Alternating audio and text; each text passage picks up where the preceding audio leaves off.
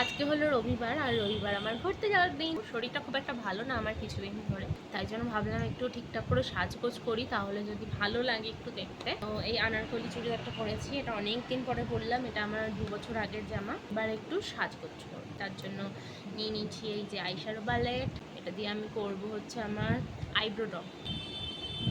আজকাল ওই বিউটিশিয়ান যারা হয়, মানে যারা পার্লারের কাজ করে, বাড়িতে বাড়িতে গিয়ে তাদেরকে না আইব্রো করতে আসতে বললে কিছুতেই আসে না। মানে কি ভাই, আমি নাই করাতে পারি ফেসিয়াল, নাই করাতে পারি হেয়ার স্পা, তার জন্য আসবে না।